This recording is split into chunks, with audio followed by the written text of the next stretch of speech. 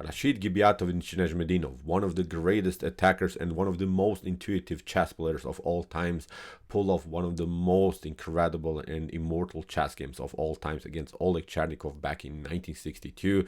In this game, you'll witness again an early queen sacrifice. It's not one of those queen sacrifice, you know, when you pull off a queen sacrifice and then the game ends in a couple more moves. No, he sacrificed the queen in the early stage of the game for 2 minor pieces, and then the position exploded really in the center of the board. So what to say about Rashid Gibiatovich Nezhmetdinov? He was of course Mikhail Tal's second in his World Chess Championship preparations, and although he was his second, sometimes he pulled off also some immortals against Mikhail Tal himself, because sometimes he really destroyed him in a beautiful tactical way. So Rashid Gibiatovich Nezhmetdinov deserves all of our respect. He's really one of the most incredible persons in chess history for sure. So let's see now the game. Put your seatbelts on, pay good attention. So many cool tactical ideas you see in this beautiful and amazing chess game. So Rashid Gibiatovich Nezhmetdinov opened with the move e4. Oleg Chernikov's response was c5. The Sicilian knight to f3, knight to c6, and d4. The open Sicilian, of course,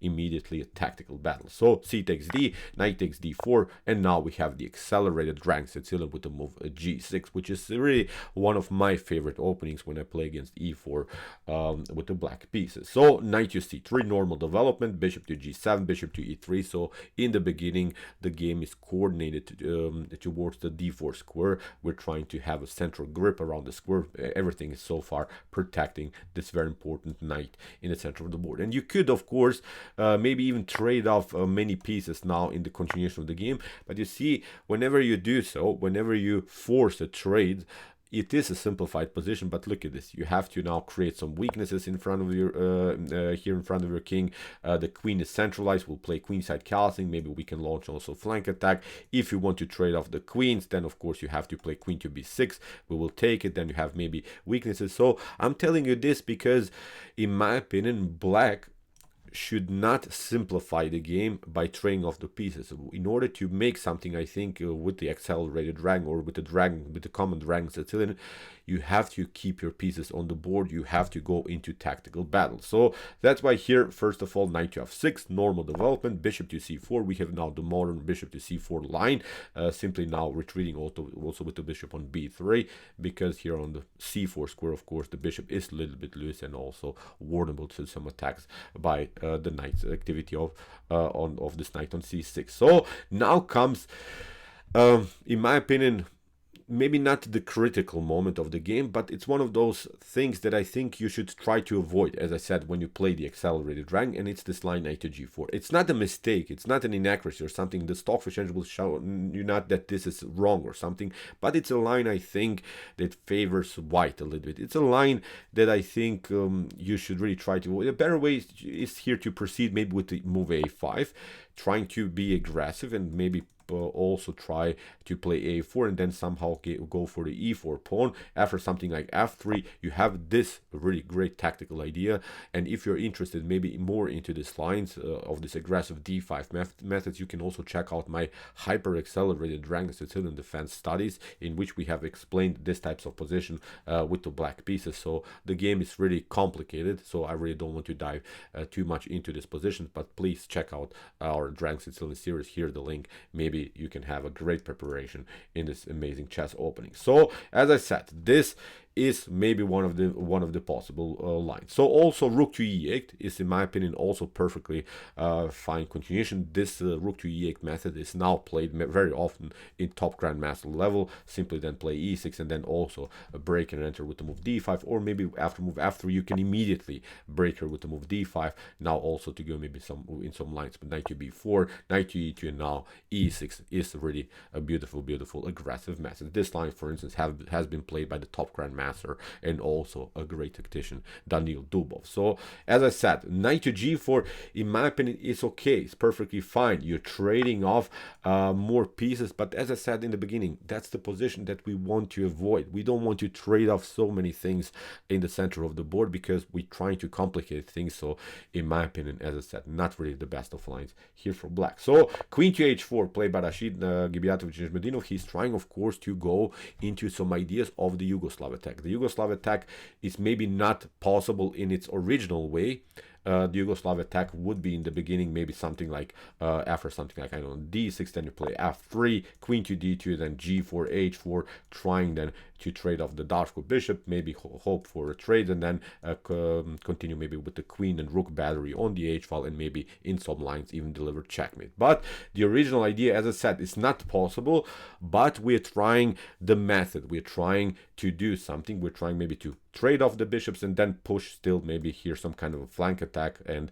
hope again to build a queen and rook battery here on the h file, because we have to say the black doesn't have anymore also the knight, which is a good defender in front of the king, especially around the square h5 and also around the square h7. But okay, after queen to h4, here Oleg Chernikov played queen to a5, indirectly of course hitting the king on e1. We have now kingside castling, which makes now I think also a little bit white position harder to make some kind of a flank attack with h4 h5, because now you have castle kingside, and now the flank attack would weaken also your king if you push the position too much in front of your own king. So now from this point on, it seemed to me that it could be now more of a positional battle, not with so many tactical opportunities. But now Chernikov makes again the life complicated for both sides. He goes into tactical battles. He plays bishop to f6, although there maybe is in some other lines you can play, of course, rook to e8, protecting everything, maybe also knight takes b3 and similar stuff. But now Chernikov plays bishop to f6, and you can guess what Mikhail Tal's coach, Mikhail Tal II, did here. He played the impossible, the immortal queen takes f6. Really, very wild stuff. Sacrifices the queen now for the knight, and hopes, of course, to exploit the dark square weaknesses that we have in the position, because you played with your bishop. The bishop is not only a great attacker on this diagonal, it's also a great defender of dark squares in front of your own king, and that's the position that Rashid Gibiatovich Nezhmetdinov sensed that he could exploit his weaknesses by sacrificing the queen on f6. And now if you play e takes f6 immediately, the game is really complicated, because of a bishop to d4, I'm not sure how black is going to defend anymore the f6 square. It's really tricky. So that's why Chernikov, after move queen to f6, says, okay, I'm giving up my pieces, but I'm giving up my pieces under my terms, not under your terms, because this is now a different story. After knight to e2, e takes f6, you still need extra time to again reach the position bishop to d4, knight to c3, knight to d5. So good move, I think, by Chernikov. Knight to e2 forces the knight to be more passive. In this previous scenario, after e takes f6, you see the knight is immediately coming into the game, so that's why good choice here to go into this line. But of course, after e takes f6, again we have the same problems. Bishop to d4, knight to c3, knight to d5. This is now the tactical goal. So knight to c3, we have rook to e8, knight to d5. Rook to e4 is of course not possible, because you get knight takes f6 immediately, the fork against the rook and the king. So that's why rook to e6, protecting at least for a while this weakness on f6. We have bishop to c3, bishop to d4 anyway, hitting the pawn on f6, and now king to g7 here by Oleg Chernikov. And we see now, okay, you are protecting the pawn on f6, but now your king is standing in the direction of the bishop.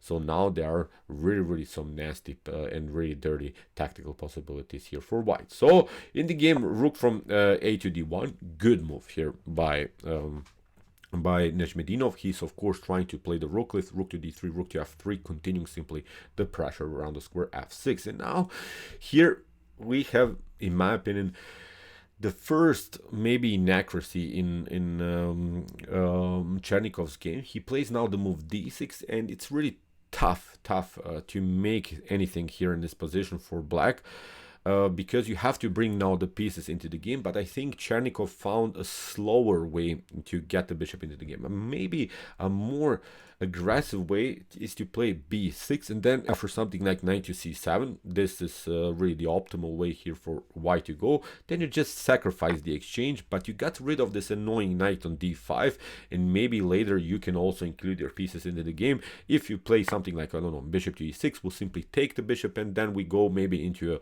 a two rooks versus queen endgame, in which black I think has good chances, because black would be also very active with the slide square bishop. So as I said, maybe this was the way to go here for Chernikov. But the move d6 is allowing now Nezhmetdinov to be active. Rook to d3, bishop to d7, and you see now it's almost like you lost the tempo with the move b6 and bishop to b7. You would be already there. You would already include the bishop into the game. Now it's like you lost the tempo. Look at this. This bishop is coming now into the game, but it's a little bit too late. There is now simply too much pressure against this pawn on f6. And after move bishop to b5, the Chernikov played here, I think now maybe Nezhmetdinov missed maybe the best continuation. Doesn't matter. Still white is better here, but he had an immediate move c4 that I think would cause many problems in black's camp. If you play something like, I don't know, bishop to a4, or maybe if you play bishop to a6, look at this, we just retreat.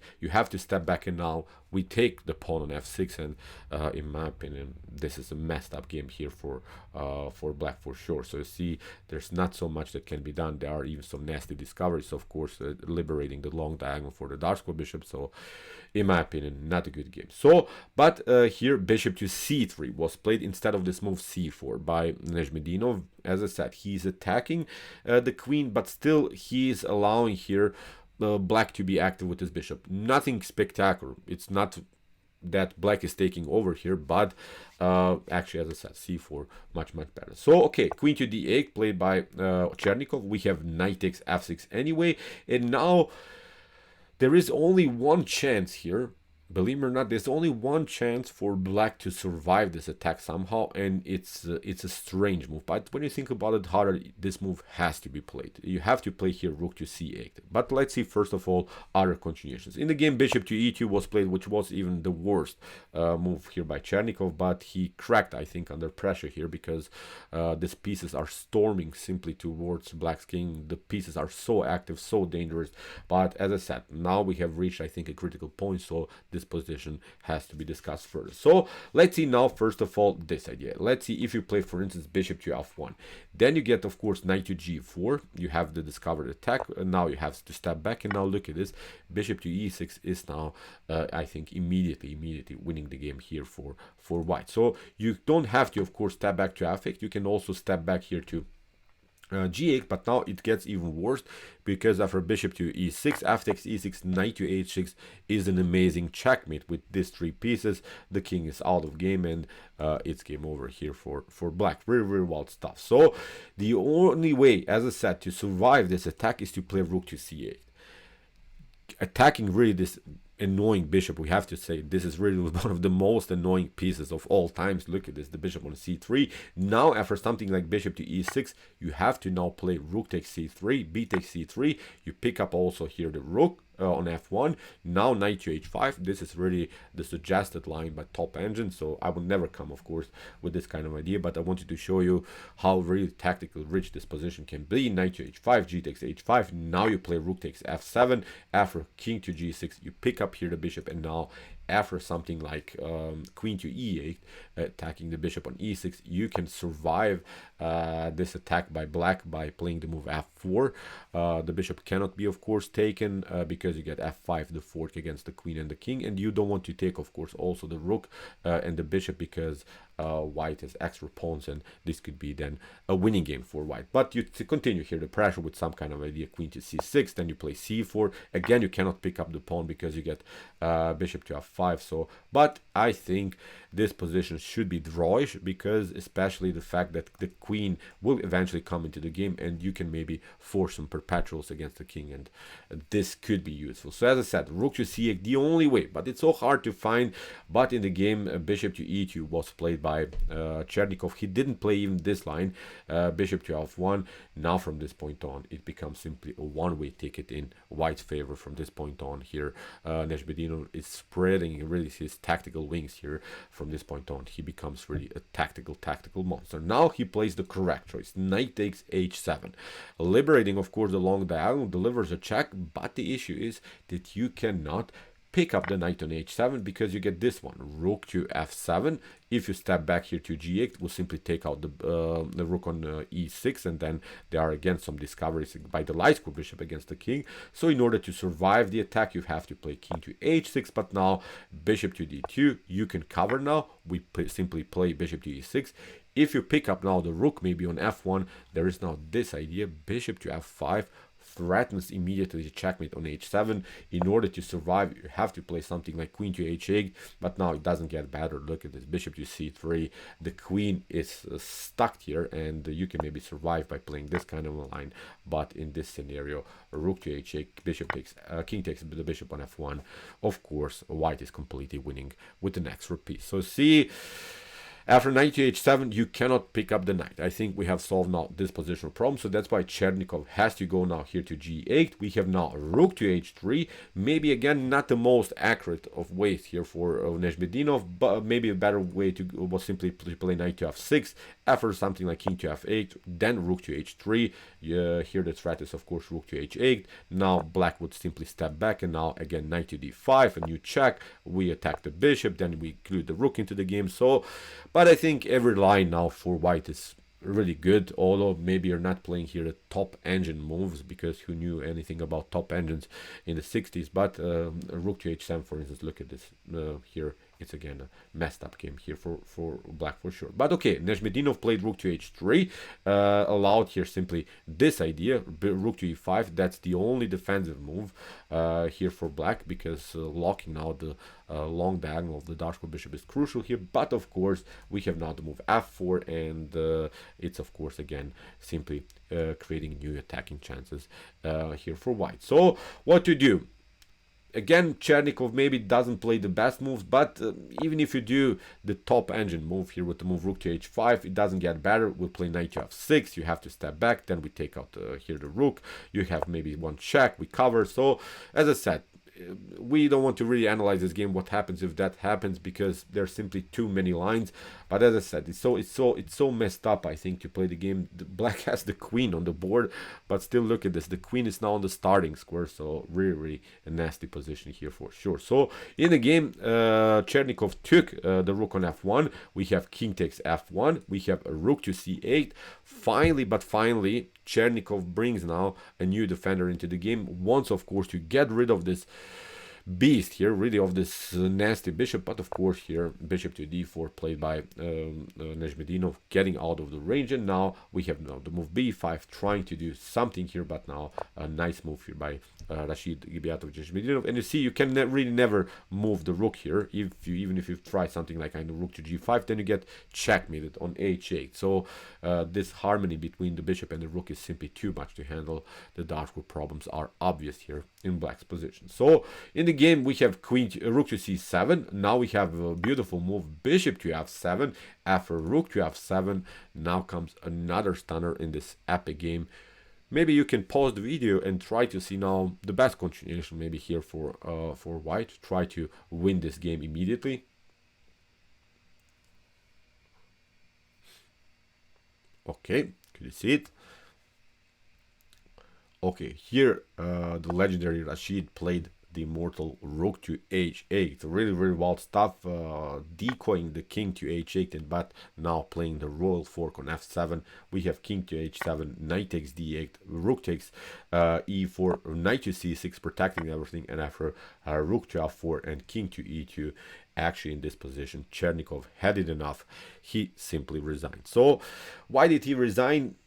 Well, let's talk about this position a little bit more. We have to say it, maybe if the pawn count would be same, maybe this is survivable, but here obviously white will eventually create in one moment one extra passer, and on the other hand these pawns are not connected, so they're becoming weaknesses. Maybe you can play a6 surviving this position for a while. We play g3, you play something like this, we play bishop to e3, locking out the rook, so the rook will never be able to get on the second rank, attacking these pawns. And I think now slowly but surely we'll just expose the pawns, play knight to b4, attacking one pawn, maybe include then also the king into the game, attacking the d6 pawn.